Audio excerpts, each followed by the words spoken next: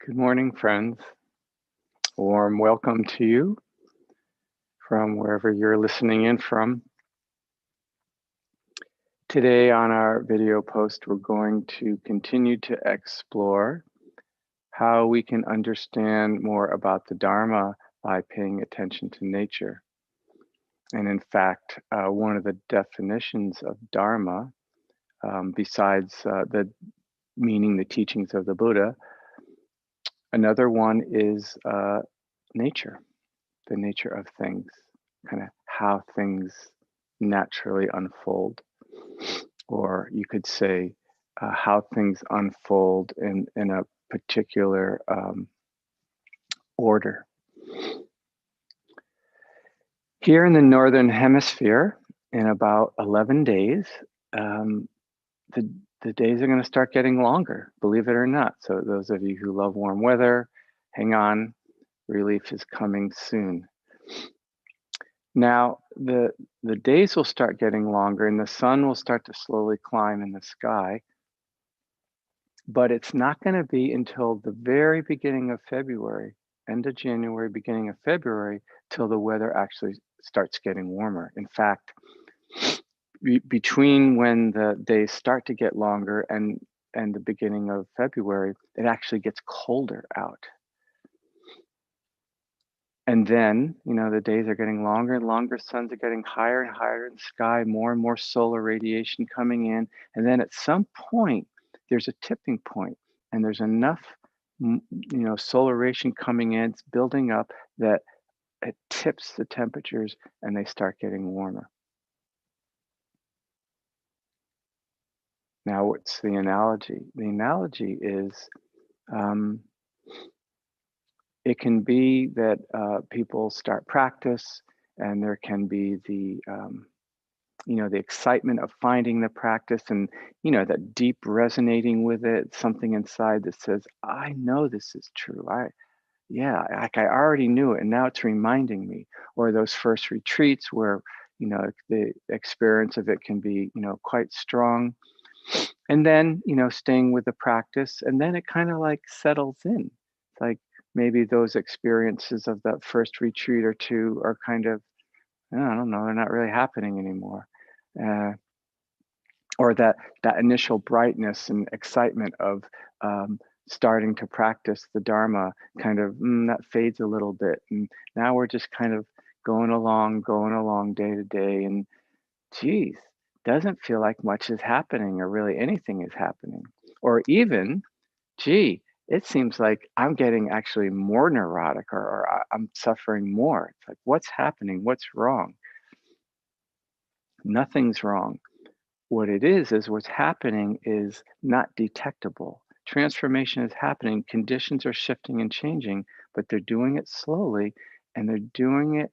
The tipping point hasn't reached yet. Yeah, there can be years, many years as we're practicing, cultivating wholesome mind states. And it seems like nothing's happening, just like it seems like nothing's happening between December 21st and February 1st, but absolutely something happening. We just don't notice it till February 1st. In these years of practice, absolutely something's happening. We don't notice it until perhaps down the line when we do, when, say, maybe you're in a situation that caused you to be reactive. Often it's kind of a habit in that situation. And then one day you find yourself in that situation and it's quite striking. And, oh, I'm not reacting. Huh. And so there it is now there's a bit of a tipping point, but it's the years that's led up to that, of course, that have given rise to that. I hear lots of times people practicing, 3, 4, 5, 6, 8 years, and they have this sense like, gee, yeah, it doesn't feel like a lot's happening. It's like, oh, just keep going, These tipping points, and there are many of them, will continue to arise and unfold over time when the conditions are supportive of them too. And the major part of those conditions that are supportive of these tipping points is just keep going. Just keep cultivating wisdom and compassion, keep cultivating mindfulness, and it will all unfold just as it needs to according to one's karma.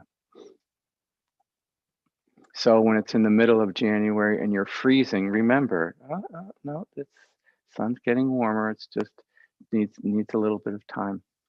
Okay, let's do some formal practice, and yeah, keep going. Keep cultivating the conditions we need to, so that in time there are transformations that are actually noticeable.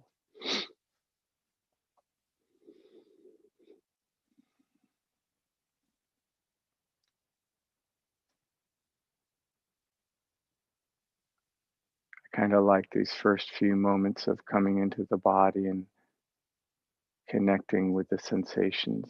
It's like, oh, there they are. They're always there. It just takes a little bit of intentionality to perceive them. When our attention is elsewhere,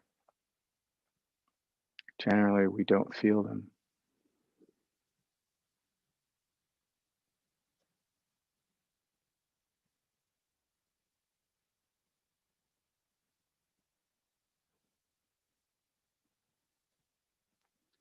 And it can be good to understand both intellectually and experientially.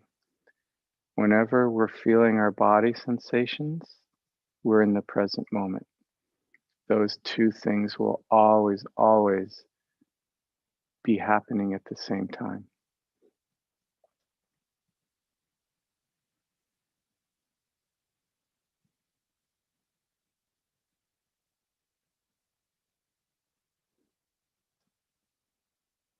Sense of the body settling, maybe even kind of sinking downwards,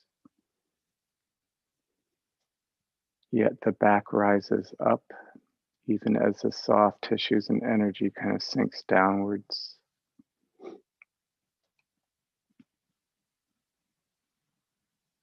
Also, a sense of widening or opening, especially the front of the body.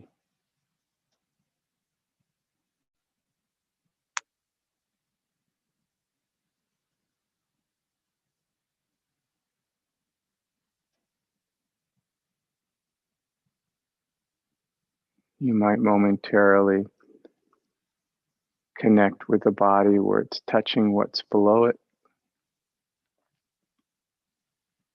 Feel the sensations there.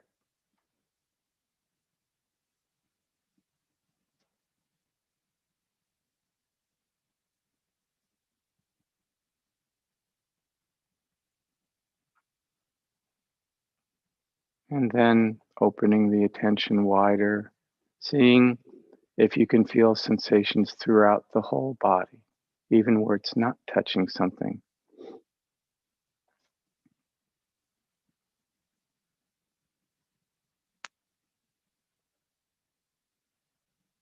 Maybe there are some places in the body where you can feel sensations, maybe some places not.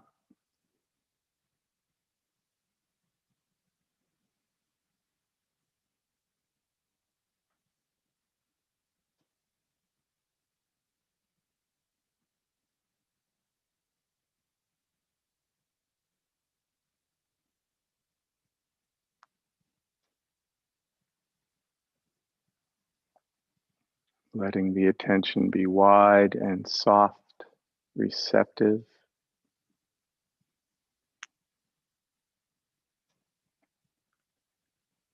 Starting to perceive the body somatically more as a field as opposed to a discrete form.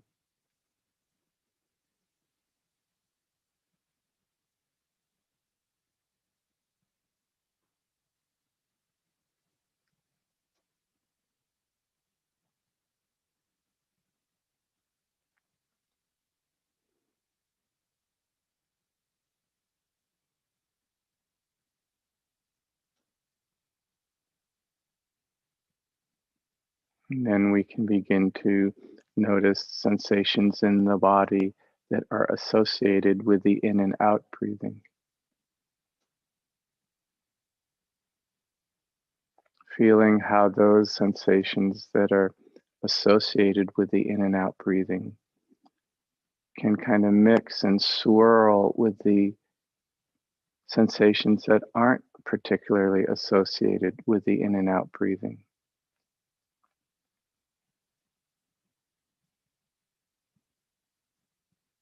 So we have this field of kind of swirling sensations. As we pay close attention, we can see that these sensations are tiny, sparkling points of sensations, sparkling in and out of existence very quickly.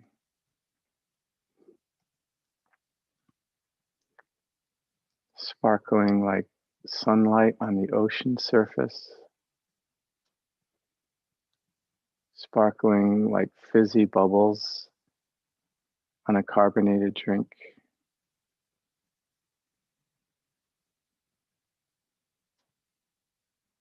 sparkling like a sparkler, like on the 4th of July sparkler.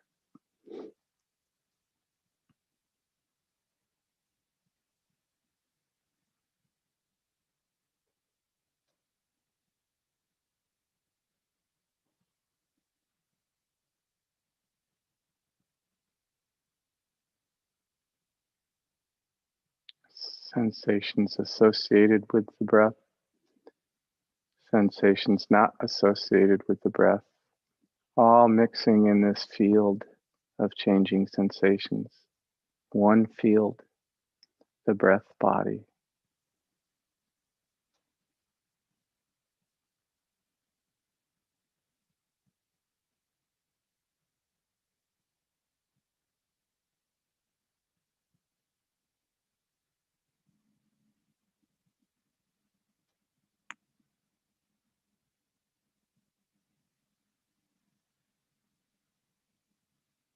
Training the heart and mind, the chitta, the heart mind. Training it to rest in this body.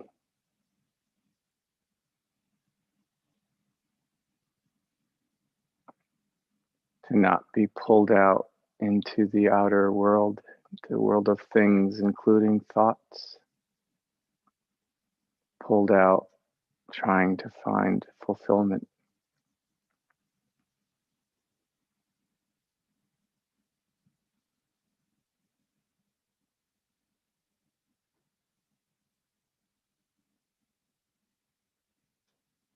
Resting back in the body,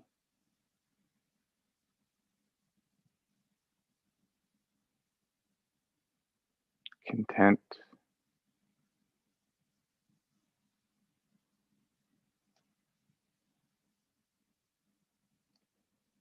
at ease.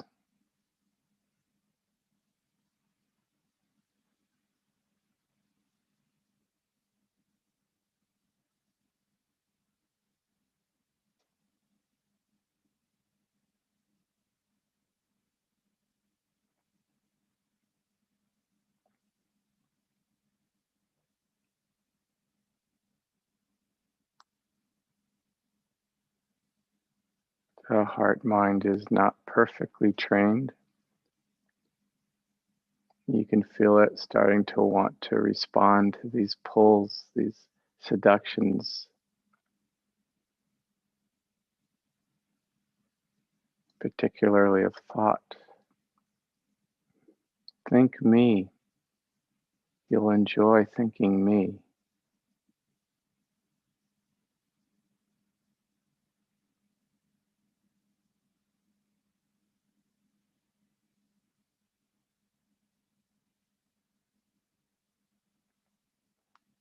Some enjoyment, perhaps deep fulfillment, not possible.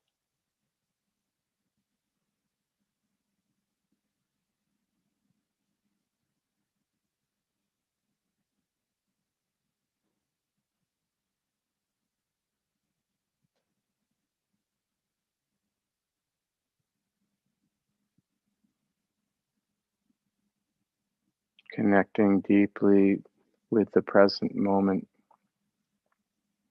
is the only place this fulfillment can be known. And so we train the heart and mind to be present. And we train it to be present with the body and breath as an anchor, as a home base.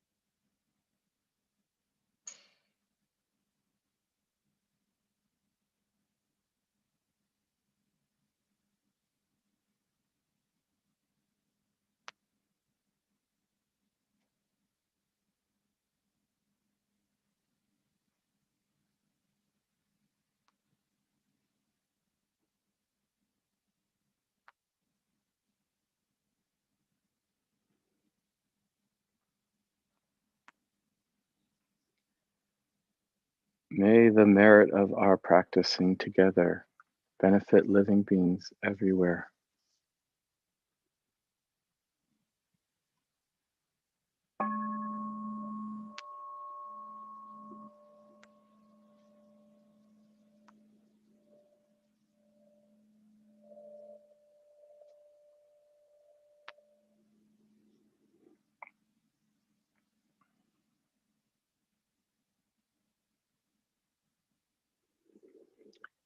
I heard a story one time. A student was meeting uh, individual meeting with Sayadaw U Pandita, who was a Burmese meditation teacher, master. And they were kind of, you know, complaining that they didn't feel like their practice was going anywhere. And he said to them, you know, that's not your job. Your job isn't to judge your practice. Your job is to sit and walk. Leave the rest to the Dharma. This is such a great teaching. It's like our job is to just keep going. It's not to try to figure out or decide whether it's going well or not. You know, it doesn't mean we can't talk to teachers and kind of see if we might need a little more effort here or some skillful means there, for sure. But in the sense of like, it's going good or it's not going good, we can't know. Our job is to just keep going. So, wish you well in doing that. Caroline will be back next week. She's off retreat, so she'll be with you on Monday. I'll see you again on Tuesday, where we'll have the last installment of looking at the natural world to learn more about the Dharma. Okay, I wish you well till then. Take care. Bye-bye.